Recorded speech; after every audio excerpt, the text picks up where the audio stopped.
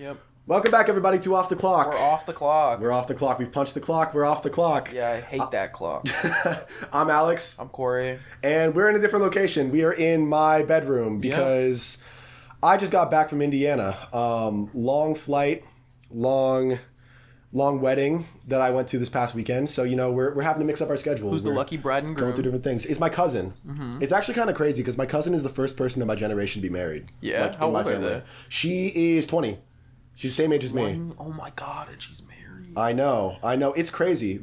I feel like we're barely adults because if I ever think about people around us getting married, it doesn't make sense. Yeah, I agree. It doesn't compute. But the wedding was fun, I'm glad. Yeah, had a good time. How's Indiana? What would you rate it out of 10? Ooh, out of all the places I've been, because I've been like a bajillion different places, Indiana definitely gets a solid 5 or 6. Okay, so above average. Yeah, it's not really bad. I saw the Pacers arena. I saw Lucas Oil Field. Lucas Oil Field? I think that's what it was called. It was either Lucas Oil Field or Lucas Oil Stadium. And it was cool looking. But Indiana it's crazy how you can be next to Illinois and have so much less swag. Really? Indiana? You think Indiana is just swagless Illinois? Yeah, well, Illinois has Chicago. That's true. You can't beat Chicago in terms of swag. Shout out Chi-Town. Yeah, but we're getting a little bit off track. So at the last JBM, we had Julie McNair as our guest. She was talking about mentoring and the mentor-mentee relationship, all the things that go into that. Corey, what did you think of it was past meeting? Okay, I went and I listened and it was more interactive than the previous speakers that at least I remember going to. Mm-hmm. I still think that one lady who will remain nameless forever because we always really have to look her up. Yeah, we forgot her name. Yeah. But the one that we saw at the very end of last semester, I think she still holds the candle. The candle, yeah, I guess the candle for best speaker or best guest speaker at the AMA meeting. Mm-hmm. So yet to overthrow her, but she was great. The lady who came was very, very good.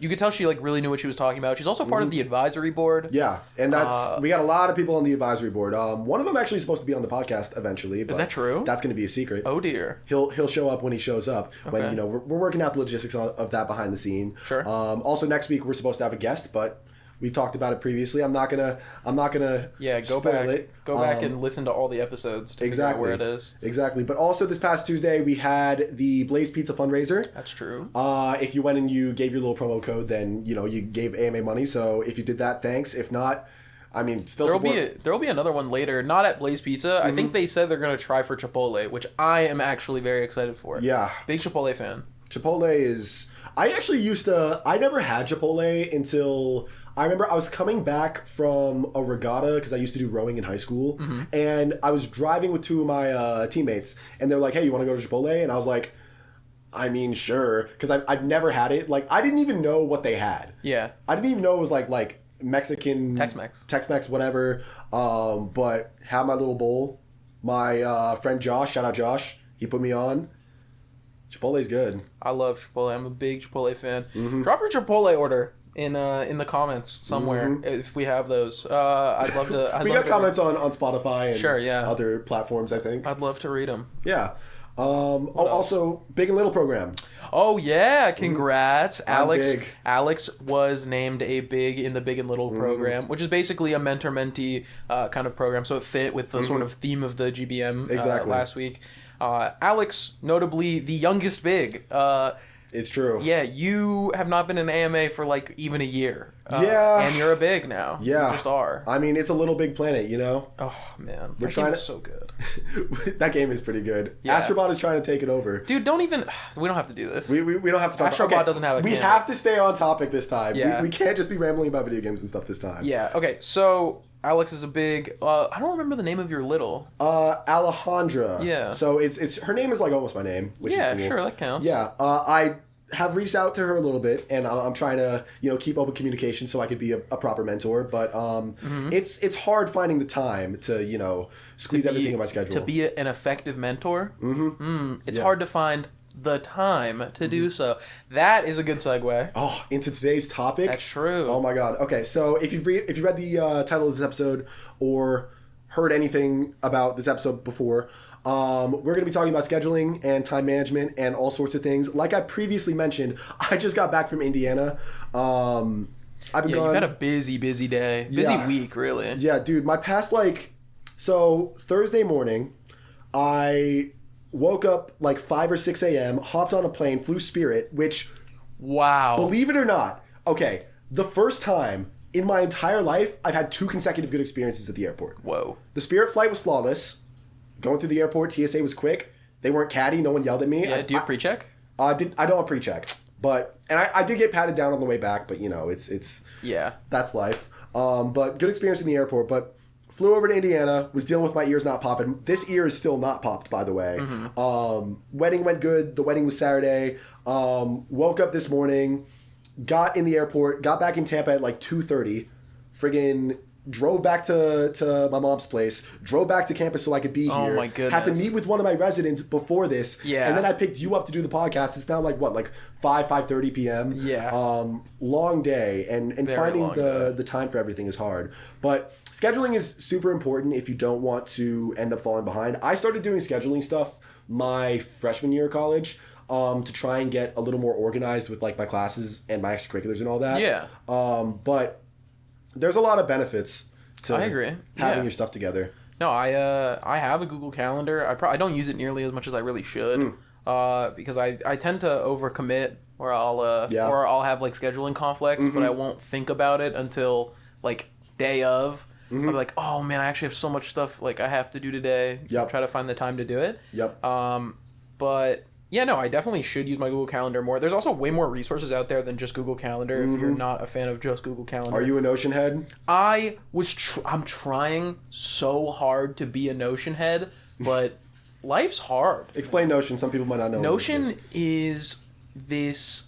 It's basically a dashboard, a fully customizable dashboard where you can integrate a bunch of different applications and think about it instead of having to check your email, your Canvas, your calendar, and then I don't know, your grocery list. Yeah.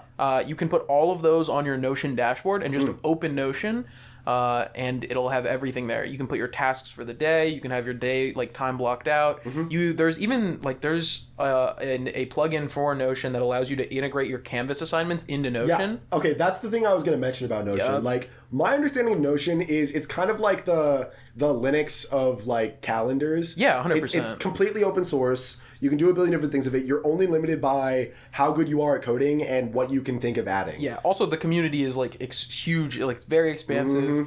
Anything you can think of, any kind of integration. Yeah. Somebody's probably already done it before. Yeah. And Alex is right. It's completely open source, which is cool for anyone that actually cares about programming. But I will say it is a learning curve, a big learning curve. Google Calendar is very intuitive. The way that you do things. But Notion, adding things to your dashboard, moving things around, customizing it, making it so you actually want to open Notion instead of just opening the 5 different apps is difficult. And that's the difficulty I seem to have with Notion. Yeah, and that's how the other apps stay on top, because it's I feel like they have so many developers dedicated to hey, how do we make Google Calendar or Outlook more appealing than people just doing it themselves? Yeah. So it's the difficulty is being consistent with Notion, because also one thing that I dealt with when I was trying to really get into Notion was I tried to integrate my Canvas classes in, so I just check my Notion instead of my Canvas dashboard every day. And you have to have all of the assignments published. Oh. Yeah, and some professors, some teachers, whatever, don't publish all their things. They publish as the week goes on. They'll publish the week of for all that stuff. Yeah. And when I say that it integrates into your Notion, it integrates everything into your Notion, and it doesn't update. It doesn't auto update. So you have to go in at the start of every week and then re-update it. Which is tedious. And why would I not just open Canvas? Exactly. Right. Yeah. So that's one of the issues. But it is what it is. Some people really, really like it. The customizability is very cool. You can make it look pretty. You can theme it whatever kind of theme you want. I've seen Studio Ghibli themes. I've seen Spider-Man themes. I've seen everything, man. Dude, I wish I can get more into like customizing my things. Like if you look around my room, like I have a few posters up. In the frame is my vinyls behind me. Yep. If you listen to any of this music, leave a comment. You're already on the music listening platform if you're listening on Spotify. So that's true. Leave a comment. But yeah, with any sorts of those, like even the iPhone, because it's like they added stuff to where you can like customize your app icons recently, and you can like redo all your stuff, things that Android users have had forever. But it's just I'm an Android user, by the way, for everyone listening. Yeah, iPhone supremacy. I have a dirty green bubble. Apple supremacy. They finally gave you read receipts on That's iPhone. True. Which is crazy. It's absolutely nuts. Yeah, we're back. Yeah, but getting in and doing the legwork of like actually making my stuff look pretty, it's just so draining. And yeah.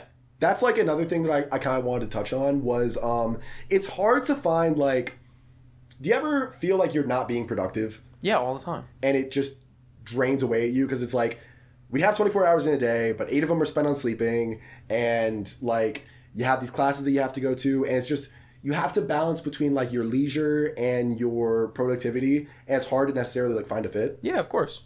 Yeah. It's having like a regimented schedule and sticking to it. Is great. Like that's the whole thing. That's what I think is like the barrier between feeling like an adult and feeling like a kid or like a teen or just not like an adult, right? Yeah. I feel like the minute for 10 days uninterrupted I follow a regimented schedule, I'm going to feel like an adult, like I've evolved, like I've just popped out. You're gonna level up. Yeah, I've like popped out of the cocoon, but I just can't. Like I feel like I spend a lot of my I'm more spontaneous than that. Like I don't really plan things that much in advance in that degree. So yeah, I don't know. I find difficulty with the consistency. I can do it for like 2-3 days, or like maybe even a week, but like it doesn't really hold up. I always end up sort of just like. It's also part of the issue is momentum. Yeah. Because sometimes you'll have that one day and you'll just mental boom, and it'll just be like, man, it's just no, I'm not going to that class, or no, I'm not doing this assignment, or no, I'm not going to this extracurricular. I'm going home, and then you go home and you lay down, and then you feel like garbage because you've foregone one of your like commitments. Yeah, and then like the perpetuating cycle starts where it's like you miss one class, now you feel comfortable missing others. Or it's like, okay, I can't stick with this schedule for like this many days, so what's the point of even having the schedule in the first place? And then either you rework the schedule to be something else, and then you have to get used to it again, or you just forego a schedule and all, and then you just live every day like it's your last. Yep. And I'm in the live every day like it's your last sort of c'est la vie, sort of cycle right now. Yeah. But I'm I mean, all in all, I think it's been going okay for me. It definitely could be going better. I think I could be using my time definitely a little bit better, but I don't know. Yeah. Okay. So there was a stat that I looked up. So the Department of Labor, I think, did a little bit of like a shout out to them. Shout out to the United Auto Workers on strike. Love them. They better get their demands. I don't care what they are, but they better get them. But the Department of Labor did like a little survey. They had their people go out, and they wanted to see... So we got these 8-hour work days, right? Sure. 5 days a week, your 40-hour work weeks. Yeah. And how much of the 8-hour workday is spent actually working and being productive? I'm going to guess, because I feel like I've heard the stat, it's like 3.5 hours. So the specific number was 2 hours and 53 minutes. Dude, I'm so close. You're right there. All right. Yeah. But it's like... The article I was looking at was like, yeah, you spend like an hour just reading like the news and scrolling through things, 40 minutes talking to your coworkers about things that like don't really relate to your work, and then it's like you're either texting your family or you're setting up for like chores that you have to do back home. So it's like all of this time, there's only like 3 productive hours that people are actually spending. Yeah. But if you reframe that and you think about like, so we're in college, right? Yeah. Our schedules are mostly flexible aside from like the classes that we have. Yeah. So if there's a day, and I'm going to start taking this like line of thinking when it comes to my online classes. If you do 3 hours of work a day, you are as productive as a person who's working full time. Yeah, no, that is an interesting way of thinking about it. Yeah, I mean, I think that's part of the reason why working from home is so big now. Yeah. Is because the people don't want to... First off, commuting is awful. Yes. Like, no one likes to commute. Yeah, if you're listening to this on your commute, I'm sure you hate it, and I hope that we're making it better. It's okay. We hate it, too. No, nobody wants to commute, right? Other than that, like, ginormous fact, You are in an environment that is easier for you to work in, right? You are comfortable in your own home. Yep. I would like to think, at least. If not, then maybe work on that. But yeah. And the work that you do, working from home is largely less supervised than working in like an office, right? Mm-hmm. And working in an office, you are observed constantly, but Yep. it doesn't stop you from scrolling the news or talking to your coworkers. Like even if there are the programs that are like checking like to see if you're clicking on your mouse like every however many seconds. Yeah. People set up auto clickers. Yeah. Or they make their Reddit look like a freaking like coding page. Yes. Yeah. No. Yeah. There's a lot of ways I've heard people get around all of this stuff, but I mean the stats don't lie. Workers are typically more productive in remote work than they are at the office. Yep. Working in an office kind of sucks. Mm-hmm. But I mean, it's better than working like outside. I think. But. I will say this. So one of my professors was talking about how a lot of people who started to transition to like work from home because of the pandemic are starting to try and be back in the office. Because I feel like there's like a level of balance to where people, they may be more productive when they're at home, but they lose a lot of the culture in their job. Yeah, 100%. But also, I think the greater issue as to why like 8 hours in a workplace is spent doing like 3 hours of work is because your brain kind of just needs to like break up the monotony of your activities. And if you don't, you're just going to like explode. So the example that I'm going to give is my Tuesdays. You know about my Tuesdays because you lived half of my Tuesdays. Yeah, it was awful. Yeah, so on my Tuesdays, I have class from 11 to 12:15, and then after I get out of class, I have to go get lunch, or I'm not going to eat for the entire rest of the day. I have class from 2 to 3:15. It's my professional selling class. Immediately following that, I have a meeting for AMA that goes until 4:45. I go to the GBM, which is 4:45 to 6 o'clock. And then after that, I go to the marketing committee meeting from 6:30 to 7:30. And then I have half an hour if I want to go get dinner, because from 8 to 10, I have to go to my staff meeting for my RA position. Mm-hmm. So even though that day is like, I'm in some form of meeting for 8 hours straight, essentially. But honestly, like, it's not that bad at least in how it feels. Like, I feel exhausted at the end of the day. Yeah. But it doesn't feel too monotonous because, like, I'm breaking it up by going to different spots. I'm having different conversations with different people about different things. Yes.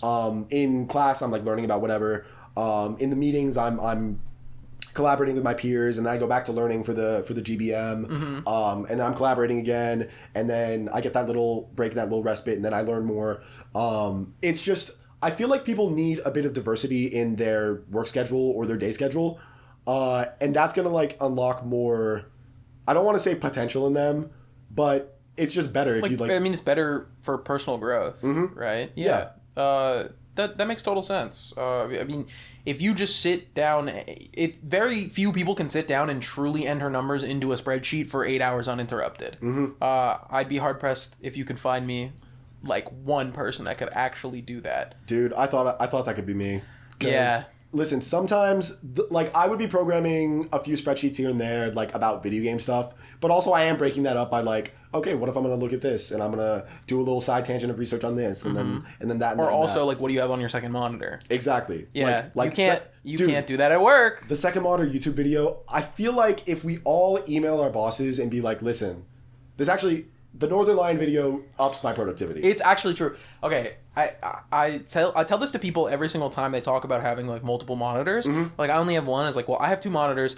Let me tell you, if you get two monitors, it changes your entire life. It's so important. So we're recording this on two monitors. Yes, we are recording this on two monitors. Mm-hmm. You can't go back. I can't go back to one monitor. It's not enough. Like, being able to have like my homework on one monitor and then like the Google Chrome like on the second monitor, I can look anything up, or I have notes on one monitor and then the assignment on the other monitor. Exactly. Like, it's so helpful. Yep. There are so many times like I'm sitting and I'm working at the library, or I'm working on my laptop and I'm tabbing between a billion things, and it's just like I'm just done with it at a certain point, because it's like, oh, what tab is my freaking? Where do I have EasyBib and where do I have this source? Yeah. Dude, makes me want to explode. Mm-hmm. But I agree. I think, but the thing is, you can't really do that at work. Yeah. Same thing with like a lot of places. Like, okay, first off, people who can't sit down, like cashiers who can't sit down, dude, and work the cash register.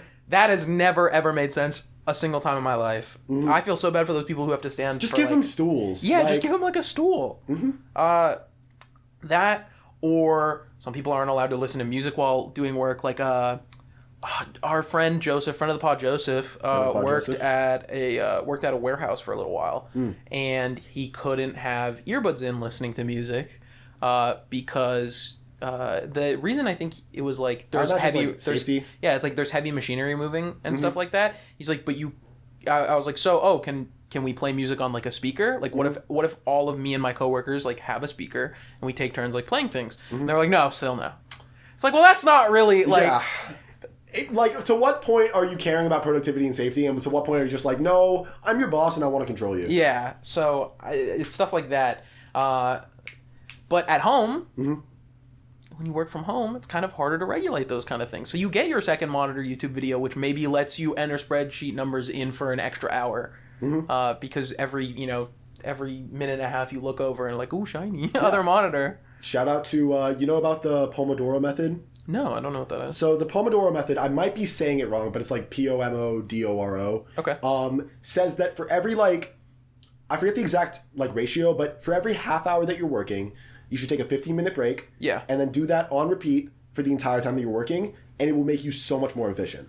Because I've had those study sessions in the library, or even in high school, back when I'd have class after class after class after class, and I'm taking notes, and by the time I get to lunch, I'm burnt out. I don't want to learn anything else. I'm just tired. Yeah. You stop becoming receptive to new information. Exactly. But I remember specifically my freshman year of college, I was over at the St. Pete campus. I had these 2 little classes, and after my class, I would go into the library. I'd spend half an hour working on assignments for one class, 15 minutes just going through social media on my phone, half an hour working on assignments for another class, another 15 minutes going through my phone, and everything in my schedule was done by 6 p.m. Woo! And I could actually use my time to relax. Yeah. And that's another thing about being productive is when you feel like you have productivity debt, where you're thinking about things that you need to get done. Yeah. Your leisure time just becomes completely unenjoyable. It's like the Sunday scaries, where you're dreading Monday. Yeah. Dreading work on Monday, or dreading work on or dreading school on Monday, whatever. It's similar. Yeah. You're thinking about even if you've slotted time to, have leisure time or whatever, you're thinking, I only got 30 more minutes left until I gotta go do all my work, and I'm not being productive right now. This, that, and the third. That's what is happening to me right now. I have 4 assignments I have to do still. But you're being present in the podcast. And that's true, which is productive. It is productive. You're doing great work here. I feel like it's doubly as bad for me who has ADHD. You ever see those social media posts where it's me when I have ADHD and I have a phone call at 3 p.m., which means that I can't do anything from 10 to 3. Yeah, it's I've seen the Google Calendar memes where it's prepping for phone call, and it's an hour, 15-minute phone call, de-stressing from phone calls, another hour. Yeah.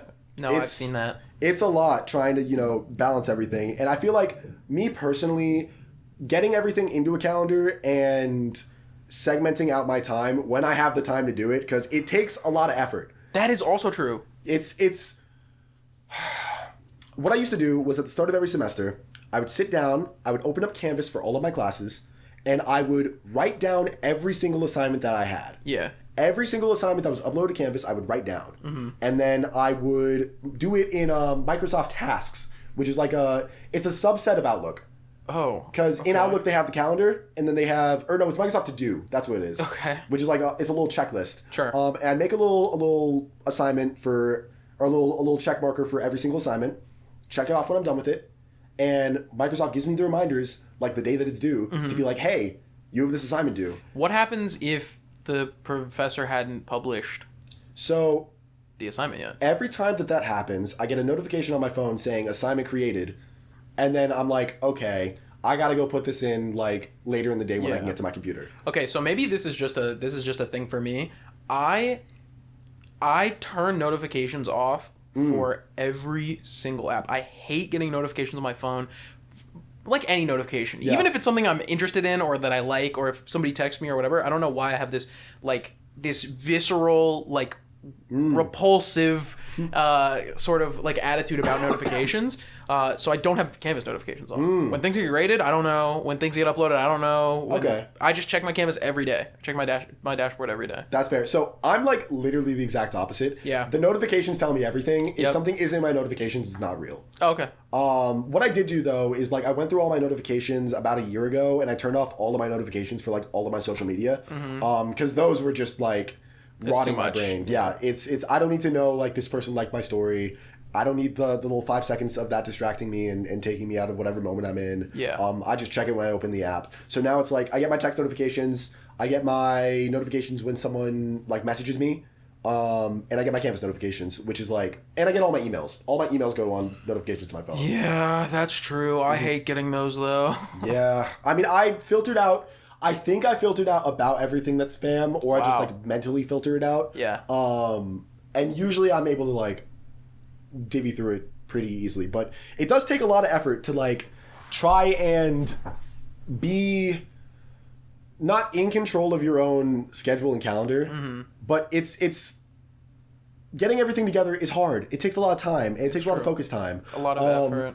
And this is a little side topic, side conversation, but have you ever seen like the type of people who there's almost like a stigma against effort, kinda? The people who are like, oh, I want to be authentic, so I'm not going to try too hard, and I'm not going to put like extra time into this, because I'd rather just go in the moment and be myself and be like fluid and just do things the way that the way that I was meant to naturally do them. And if I can't do it naturally, then it wasn't meant to be. I can't tell you if I know these people. Okay. I'm not sure. You explain some more. Okay, because maybe this is me being a little on social media too much, but I've seen so many posts that are like, it's if you're putting in a bunch of effort, then it just sets you up to be like clowned and laughed at in a certain way where it seems like you're trying too hard. So it's like, I mean, okay, part of it is what is the specific post that you saw that got you to this idea? Because I know there is one. There has to be one. This might be my own insecurity leaking through. Okay. But it's just like, in the irony-laden society that we live in, nothing can take itself so seriously. Yes. And if you take yourself seriously, you're setting yourself up to be like ridiculed. Well, because taking something seriously or putting effort into something is to be vulnerable that you like this thing or that you care about this thing. Exactly. Which opens you up to ridicule or mockery of the thing or of yourself. Yeah. Right? So instead, the idea is if everything is veiled in irony and veiled in like this, I don't really care, I'm very nonchalant-esque. Nonchalant redheads. Yeah, this very nonchalant-esque like idea, then you cannot be ridiculed or mocked for any of the things that you like. Because it's like, it's not that big a deal, right? Yeah. Yeah. That's what I'm trying to talk about. Sure, yeah. No, I get that. The easiest way I can think about it is I get mad at video games. When I play video games, I get mad when I lose, because I like to win, and I don't like losing. And the worst thing a human being can say to me in that moment is, bro, it's just a game. It's like, I care about it. Like, I want to win. I don't care that it's just a video game. Like, I want to win, right? So yeah, I sort of get what you're saying there. But to the bigger point of like this crusade against effort, speak to that a little more. Maybe it's just sort of an over dramatization of like the general, like, if you care about a thing and you're serious about a thing, then that's vulnerability, and vulnerability is weakness in like online landscape where there's so many people putting eyes on things and just able to criticize you for having any opinion that's divergent from theirs. Sure. But I don't know. Putting in effort is... I think putting in effort is awesome. I mean, there's so many, like, it's a trope in media all the time is obsession beats talent, right? Yeah. So you see something, I mean, like, the obvious thing that pops out to me is, like, Kobe Bryant, who's, like, waking up at 3 a.m. every day to train, and then he eats breakfast, then trains again, then goes to train, like, professional training. It's insane. Then he eats lunch, and then finishes professional training, and then goes home, and then does his own training, and then goes to bed. Yeah, no. Relentlessly dedicated to the Yes, exactly. It's obsession. Like, true obsession, and that beats talent, because the interview that I remember seeing from him is, if a normal NBA player practices twice a day, I'm practicing 5 times a day. Which would make, And you know what that's called? Mamba mentality. That's Mamba mentality. That's mentality. True. Yeah. So I think that we see it in media, the trope of like obsession beating talent all the time. But it's interesting to think of it that it's not like that isn't mirrored in real life. Instead, it is. Instead, it's sort of like, you know, effort is to be ridiculed. Yeah. But I think effort is awesome. I think most people, like most normal people that aren't on Twitter. Yeah. Most like people who go outside and like speak to other humans. I'm basically not human. Yeah, and can order their own food like at a restaurant. Will can order pizza over the phone. Yeah, we'll have a similar reaction to me and you. Like, effort is cool. Yeah. When somebody puts effort into something, that's really interesting. That's very cool. The thing that got me thinking about this a little more is I'm taking this professional selling class. Shout out Dr. J. Amazing professor, probably my favorite professor that I have right now. Sure. Aside from Dr. Jarrett. Dr. Jarrett, you're great. But he is giving us like a framework for how to go into these interviews. And it's like, basically, if you're going to be meeting with someone at a job fair, at an interview, at anything, or you're going to be emailing them or talking to them or anything like that. This is the guy that you mentioned in a previous episode of the podcast that has like the dialogue tree. Yes. The dialogue tree. Yes. And you plan it out like top to bottom to make sure that you're never like caught off guard or whatever. Exactly. Okay. Basically, with enough preparation and time and dedication, you can set yourself apart from the majority of like people who are going into these situations, who will go into a job fair knowing nothing, having practiced nothing, and just trying to like, you know, coast and make connections with the information that they already know, versus you come in, you're going to meet with, say I'm coming to meet with you. Yeah. I look at all your social media pages. Yeah. I see that you like video games. Yeah. I talk about a video game that you like. I would like you. That gets you on, yeah, exactly. 100%. I'm on your good side now. Yeah. And I'm more likely to get a job. And it's this expanded out to basically everyone at a job fair who you're interested in. Sure. If you do the research, then you can eventually get yourself, have an upper hand. Like, it is, for the amount of people who talk about like, some jobs are not a meritocracy. Yeah. In that it's just who you know, and it's just the way to get a job is networking. They say it at AMA, they say it in all my classes, they say it everywhere. Right now, the way to get a job is networking. Because, I mean, we've talked about resumes, and we've talked about, you know, people writing resumes with AI, recruiters using AI to go through resumes. We've been through this before, but we've said before, networking is the way you get a job. Yep. And my point more so is that people are like, oh, I can put in all this effort and do all this work in my classes, but it doesn't mean anything if I don't like have network connections. If you choose to put all this time in and choose to like spend your time towards making connections with people, it is a thing that you can like your effort will directly translate to like results. Yeah. If you put effort into your like social interactions, into building your relationships with other people, then that can help you get a job. Yeah. And I think that's kind of sick. Yeah, absolutely. Yeah. I don't really understand the view that these people, I mean, like, why are you here? Yeah. Right? If that's the idea. No, the idea is you are actively working towards that. Like, your percentage bar is going up every day that you go to class, because you're eventually, the idea is getting a degree from, you know, yes, a prestigious university for business and whatnot. And that is part of getting network connections. You are now an alum of this university, which opens you up to other alums who are in, you know, right? So many opportunities. Yeah, it's not necessarily like, I think it's missing, like, seeing the forest and missing seeing the tree and missing the forest, something like that. I think I botched the analogy, but you got the analogy for the most part. Yeah, I just think that's baseless. I think it's silly. Yeah. Okay. So we've established effort is cool. Effort is cool. Not putting in effort makes you lame. You should try. If you try, you will get results and you will do big things. So if you're listening to this podcast, please try. Try to, I don't know, advocate for yourself. Trying everything. Yeah, try everything. It's like that Shakira song from Zootopia. Oh, try everything.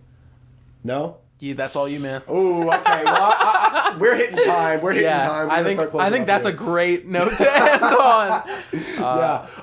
But okay, so GBM is tomorrow for the people who are listening to this on the day that it comes out. Yes. Show up. I don't believe we have a guest. If we do, I'd be very pleasantly surprised. But it's probably just going to be a meeting to, you know, meet with other anime people. I think they're probably going to talk about the other stuff that's coming up and give more details. So we do have the that cinema night. Yes. So at, where is it? It's the first social event of the year for AMA is going to be at Look Cinema, which is in University Mall. It's the little movie theater that's been cycled out a billion different times. If you're native to the Tampa region, you know about this. But Thursday at 7, I believe, we are going to go see Beetlejuice. The second one. Beetlejuice. Oh, no, I said it 3 times. But, yeah, Thursday at 7, Look Cinema. Show up.